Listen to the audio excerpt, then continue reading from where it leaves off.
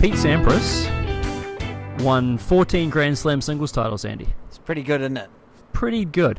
It was a record among male players until 2009, when it was broken by Roger Federer.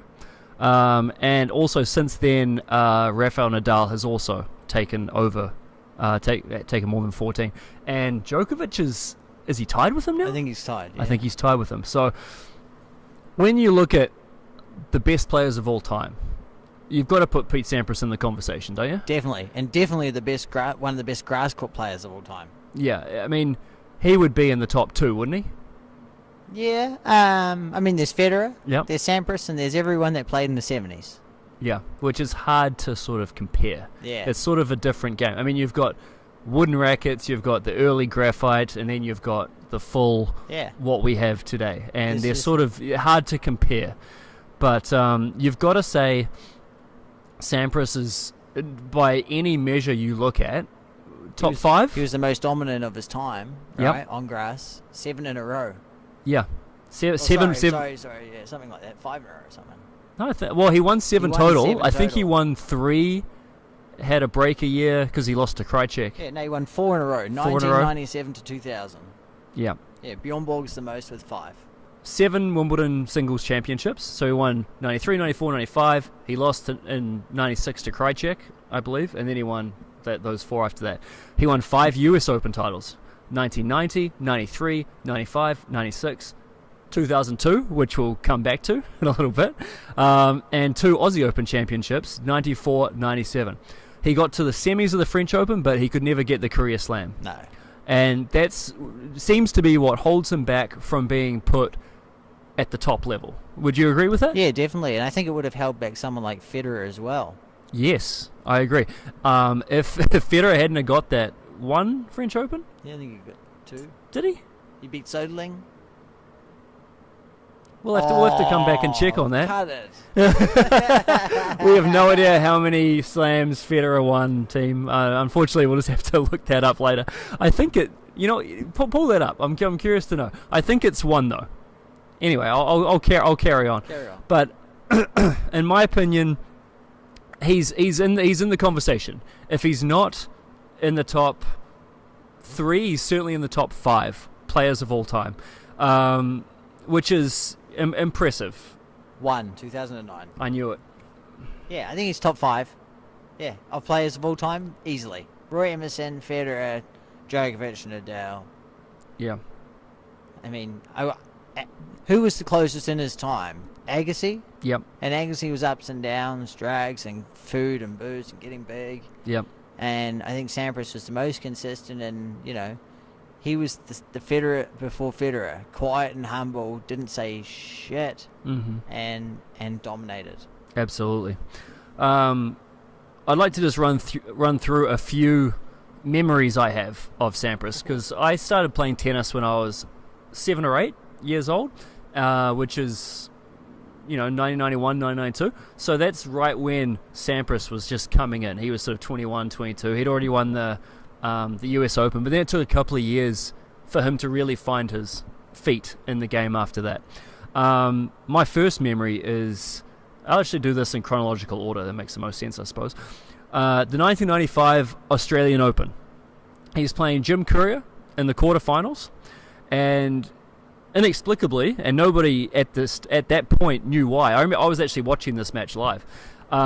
We'd just gotten Sky Sports, so I know we had an extra 3 channels: sport, movies, and CNN. It was big stuff at the Darrell household, let me tell you. Anyway, so he's playing Jim Courier quarterfinals. He starts crying in the match on court. It's sort of towards the end of the 4th set, and he's at the back of the court, and he just kind of starts doing that, and he's sort of looking around, and he's clearly crying. And it's sort of an interesting thing to see someone, especially someone like Sampras, who was long known as sort of an introvert, I guess you'd say, so doesn't show his emotion on the court, is very quiet, very soft-spoken, and he's outwardly crying on a very public forum. Full house, quarterfinals. Full house, Aussie Open. He goes up to serve, and he can't really serve. He's sort of just standing there, and he's sort of trying to compose himself and is struggling, and Courier doesn't know what's going on. But he says, sort of tries to make light of it, sort of saying, "You want to do this tomorrow, Pete? You know, like, what's going on? Like, we don't have to do this right now. You know, I mean, Courier was up 2-0, and Sampras is coming back, so Courier's sort of trying to disarm him a little bit. Stop anyway, a bit of momentum. Exactly. Anyway, what had happened was his coach, Tim Gullickson, had a stroke which was caused by a brain tumor, and the prognosis was not good. And he would actually, unfortunately, pass away within a couple of years of that event happening.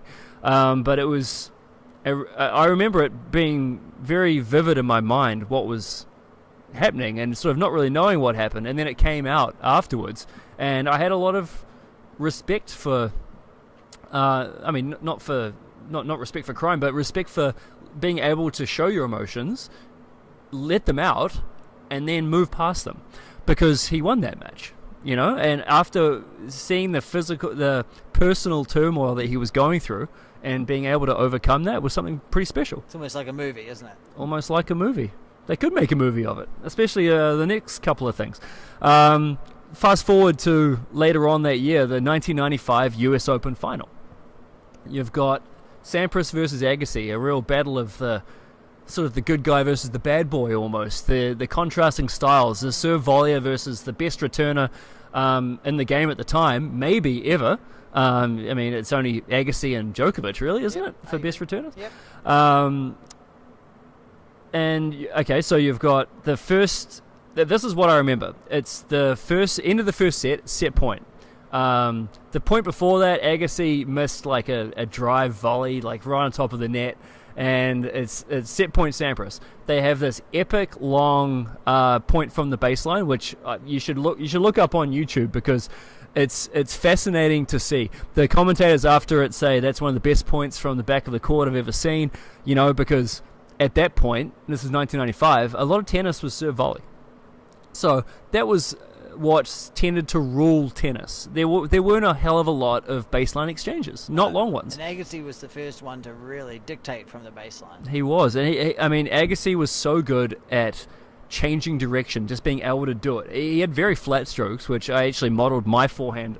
Well, I tried to. I'm not saying it looked like this, but I tried to model my forehand off Agassi. It's just straight back, straight through. You know, it was very flat, and I actually even watched it on YouTube just to prepare for this, and it's still a very flat shot. There's not a lot of topspin going on from either player, and they're just cracking that ball, and the New York crowd goes absolutely wild, and you know, even Sampras is fist bumping, and you know, like it was just great. It's a great memory that I have of that tournament.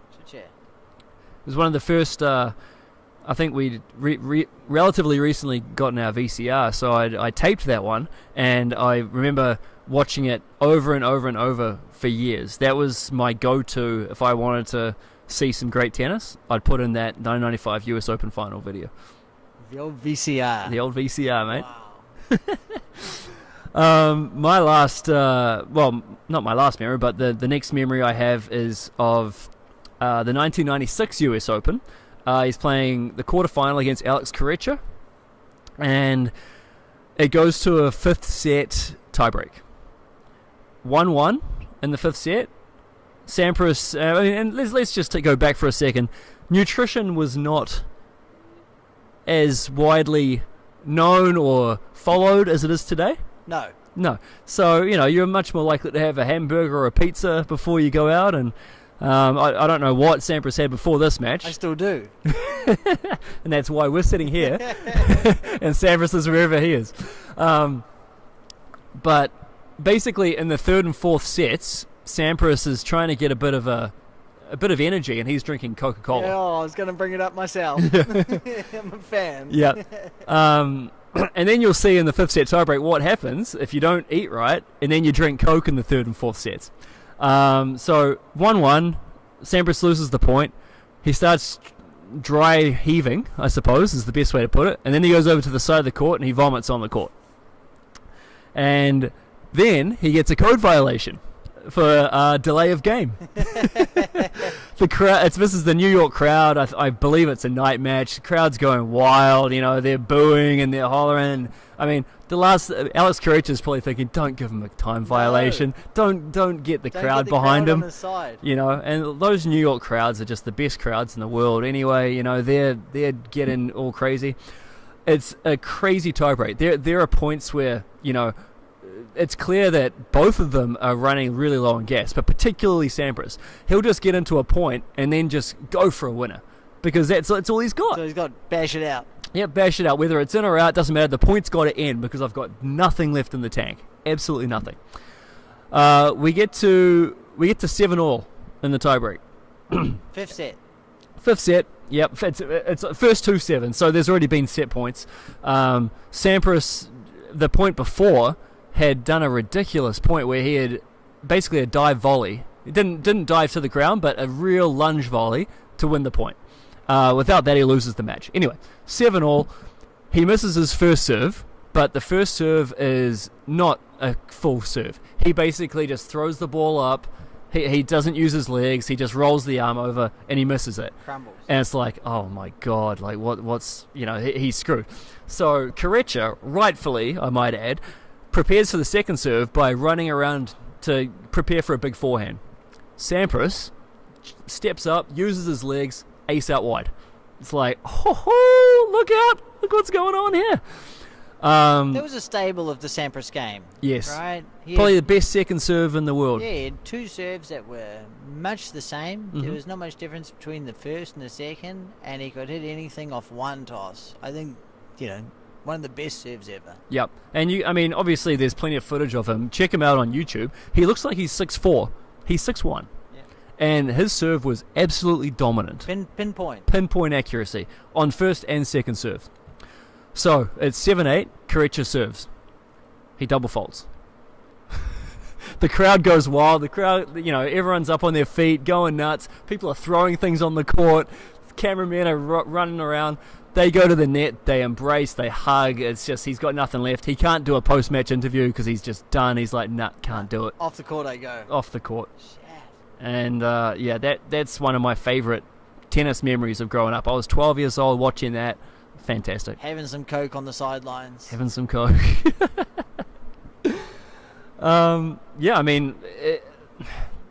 Just looking at those things, and they all happened really close together, but these were my formative years, you know, watching tennis. I was really starting to get into it, and I mean, it just showed how you're able to dig deep, put your personal issues aside, and, you know, he was a champion. I mean, that's what champions do to get through. Yeah, 100%. Yeah. The man was a freak, Gareth. He was. We compare him to Federer, but Federer at the beginning of his career had a lot of, you know, he was very emotional out on court. Yep. Sampras to me was the same all the way through. Yeah. You know, didn't change, didn't give much to the media, said very little, and was just a people's champion. I don't know how that works, you know. It doesn't really work nowadays. No, I mean, people do pick sides, you know. I mean, nobody likes Federer and Nadal. No. You know, I mean, nobody likes Djokovic for some reason. Unfortunately, you're either a Federer or Nadal. Nobody's a Djokovic guy. Unfortunately, because I think he's a great ambassador for the sport and a fantastic player. But let's fast forward in his career a little bit to the US Open in 2002. This was the last tournament that he ever played. All right. He won it. Spoiler alert. But let's just look back through the year, because I thought it was I went back and had a look at coming into the event, because I knew he was a long shot going into that tournament. He hadn't won an event. Correct me if I'm wrong. But I don't believe he'd won an event in 2 years. Well, I was at the last Australian Open he played in 2002, and saw him play twice. Once against Nieminen, and once in a 5-set a night match against Eskide. And you know, two things that I remember. I was about 12, and did you look that up, or did you remember that? Yeah, I remember he played Eskide. I remember he played another time, and I had to look up who it was against Nieminen. But I remembered Eskide because we sat literally right at the top of Rod Laver Arena, and I had these tennis ball binoculars, and we're looking through these tennis ball binoculars, and we didn't make that into the 5th set. It would have been 12, and I would have been falling asleep there, and Mum and Dad said, "Let's go." Yeah. Wow. You know, so yeah, that was I think it was 12 or 13 then. It was And seeing the best of all time. You're at that absolutely time, right. You're absolutely right. It did go 5, and he did win that in 5. He lost in the next round to Murat Safin. And he had a couple of decent results that year. He did all right in North America, in Indian Wells and Houston. He had some decent results. But then I just want to take you through the results from Rome onwards. Okay, clay court season. Yep. Rome, round of 64, first round, lost to Felix Mantia. Hamburg, lost first round to Max Mirigny, straight sets. Roland Garros, lost first round to Andrea Gaudenzi. No idea. Not a bad player, but, yeah. He was 70 in the world. Halle, lost second round to Nicholas Kiefer, straight sets. Yeah, at home, on grass. That's tough. Wimbledon, his bread and butter, lost to a young man named George Bastel from Switzerland, the big Swiss player. Yeah, danger. Was that the year after he lost to Federer? 2001, he lost yes. to Federer. That's right. And he lost 6-4 in the fifth. Oh. Toronto, he lost in the third round of 16 to Tommy Haas. 7-6 in the third. Tommy Haas was actually ranked number 3 in the world at that time, so that's not a bad loss. Cincinnati, lost in the second round to Wayne Arthurs. Long Island, lost in the first round to Paul-Henri Mathieu. Still playing now. Yep, still playing now. He was 85 in the world back then. Still probably is now. Then US Open, wins it. I mean, that's out of nowhere. There's no indication that that's what's going to happen. No. Absolutely crazy. He just to give you the run through, he beat Albert Portas, Christian Pless, Greg Ruzetsky, who gave him a lot of trouble. He beat Ruzetsky 6-4 in the fifth. Beat Tommy Haas. Beat Andy Roddick in the quarterfinals 6-3, 6-2, 6-4. Wow.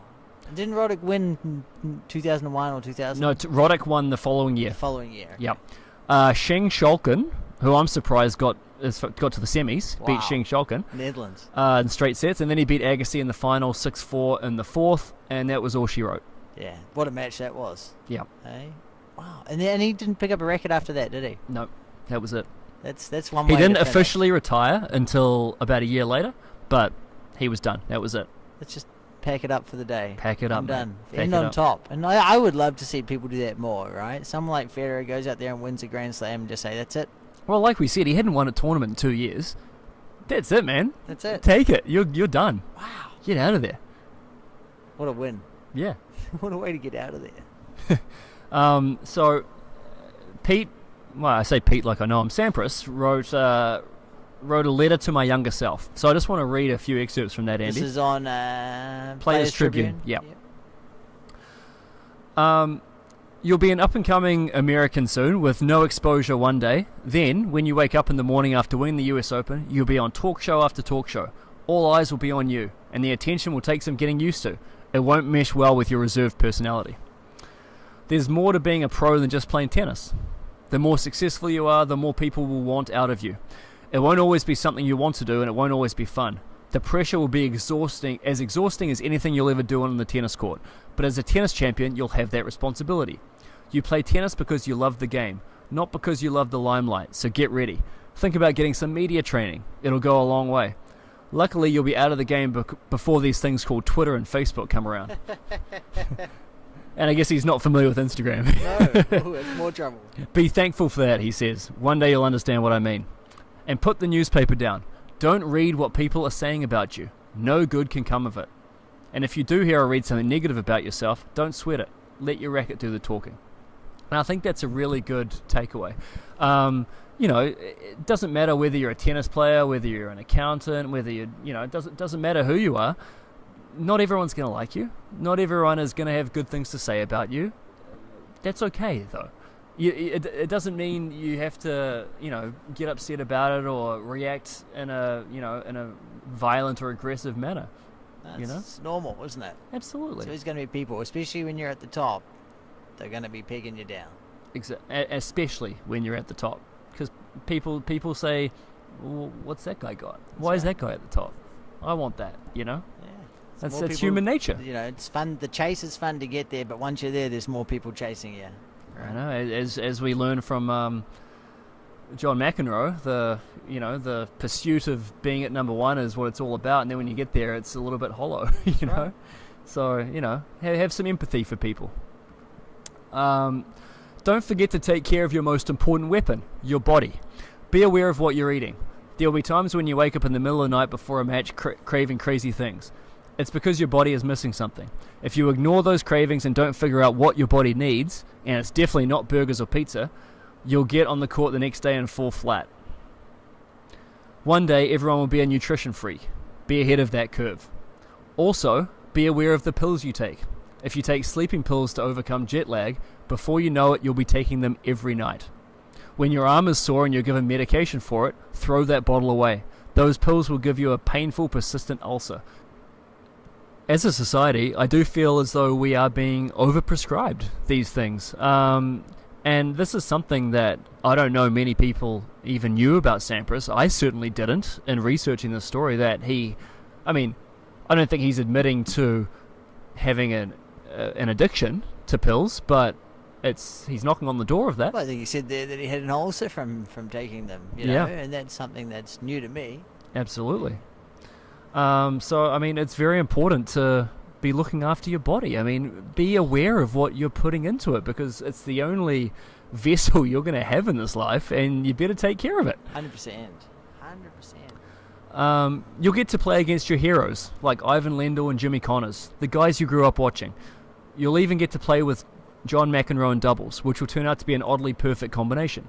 You, the calm, collected right-hander, and McEnroe, the emotional, energetic lefty. When he gets crazy, you'll be the calming influence. When you're in a lull, he'll energize you. You'll balance each other out perfectly. You'll win the Davis Cup together, and it'll be some of the most fun you have in your career, playing with probably the greatest doubles player of all time. But when you leave the court for good, there is one opponent whose name will be mentioned alongside yours forever. Agassi. Andre Agassi. Always. I know you can't see it now, but you will have a fierce, special rivalry with Andre Agassi.